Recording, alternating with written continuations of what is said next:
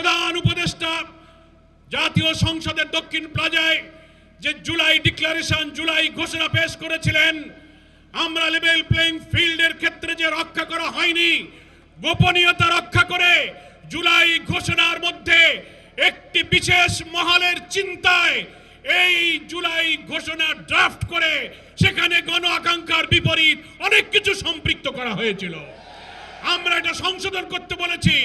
তার 25 নম্বর অনুচ্ছেদে বলা হয়েছিল এর পরবর্তী সরকার এসে সংবিধানে এই সংস্কার এবং জুলাই সনদ বাস্তবায়ন করবে।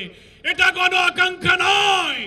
আমরা বলেছি এই ইলেকশনের আগেই আইনি ভিত্তি দিতে হবে এবং এই 84টি সাংবিধানিক এবং রাজনৈতিক নানান সংস্কারে আমরা যে ঐক্যমত্য পোষণ করেছি, আরো 20টির মধ্যে প্রায় 8টি নোট অফ ডিসেন্ট যারা দিয়েছেন, বাকি যে আমরা একমত হয়েছি এই সংস্কারের বিষয়গুলোকে জুলাই সনদে অন্তর্ভুক্ত করে এটাকে কনস্টিটিউশন ওয়ার্ল্ডার সংবিধান আদেশ দিয়ে এবং গণভোটের মাধ্যমে নির্বাচনের আগেই আইনি ভিত্তি দিতে হবে।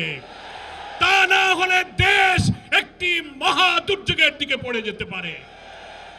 আমি প্রধান উপদেষ্টার কাছে বিনয়ের সাথে নিবেদন করে আপনি এই দক্ষিণ প্লাজা জাতীয় সংসদে জুলাই ঘোষণার দিনও লিখিত অঙ্গীকার করেছেন যে আমরা বিদ্যমান রাষ্ট্র কাঠামোকে সব জায়গায় সংস্কার করব।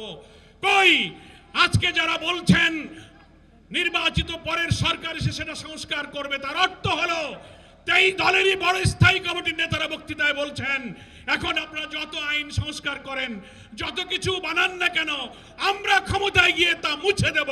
এখনই তাই যদি বলতে পারে তো আগামীতে কারা ক্ষমতায় যাবে আমরা জানি না, কিন্তু তাদের ইচ্ছার মধ্যে কিন্তু দুরভিসন্ধি আছে।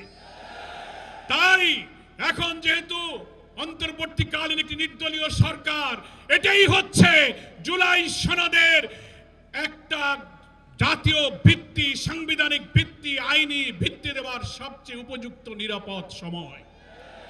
সেজন্য কোনো তালবাহানা না করে আমরা ঐক্যমত্য কমিশনকে এবং সরকারকে, যেহেতু সরকার প্রধানই হচ্ছে ঐক্যমত্য কমিশনের প্রধান, আপনি সকলকে ডাকুন। কোনো সংকট তৈরি না করে আপনি কনস্টিটিউশন অর্ডারের মধ্য দিয়ে, একটা রেফারেন্ডামের মধ্য দিয়ে, এখনো সময় আছে, আপনি ইলেকশন এই সনদের ভিত্তিতে নির্বাচন করুন।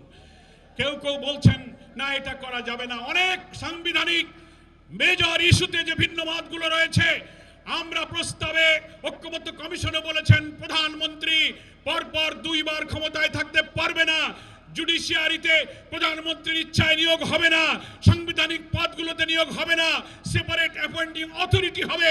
এই সংস্কার যদি এখন না হয়, প্রেসিডেন্ট প্রধানমন্ত্রীর ক্ষমতার ভারসাম্যগুলো ঠিক করার জন্য যত সংস্কার এত 2 মাসে আমরা করলাম, তা যদি ইলেকশনের আগে না হয়, বিদ্যমান রাষ্ট্র কাঠামোতে যদি আবার নির্বাচন হয়, তাহলে এই কাঠামোতে আরেকটি ফ্যাসিবাদের জন্ম হবে। এই বিদ্যমান কাঠামোয় নির্বাচন হলে আরেকটি হাসিনার জন্ম হবে। বাংলার মানুষ আর ফ্যাসিবাদ জন্ম হতে দেবে না।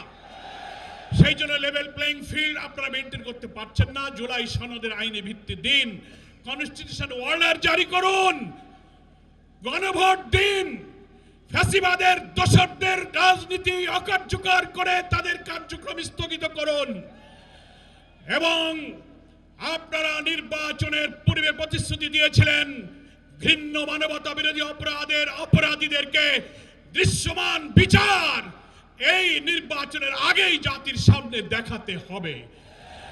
এগুলোই হচ্ছে আপনার প্রতিশ্রুতি বাস্তবায়ন করতে হবে। আপনি জনগণের কাছে প্রতিশ্রুতিবদ্ধ আছেন।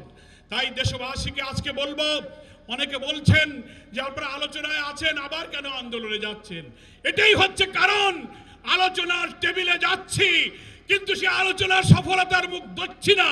মনে হয় কোন চাপের মধ্যে পড়ে সরকার একটি শুভঙ্করের ফাঁকির দিকে যাচ্ছে। তাই আমাদের আন্দোলনের কর্মসূচি আমরা আজকে যেমন রাজধানীতে করছি, আগামীকাল সকল বিভাগীয় সদরে হবে, 26 তারিখে জেলা উপজেলায় হবে। দেশবাসীকে এই কর্মসূচি বিপুলভাবে সফল করে গণ আকাঙ্ক্ষা, উইল অফ দ্য পিপল, যেটা আমাদের আর্টিকেল 7 এর মধ্যে বলা হয়েছে, এর ভিত্তিতেই জুলাই সনদের আইনের ভিত্তি দিয়ে এই নির্বাচনই হতে হবে। আমরা ফ্যাসিবাদের রাষ্ট্র কাঠামো সংশোধনের জন্যই এত রক্ত দিয়েছি, এত জীবন দিয়েছি।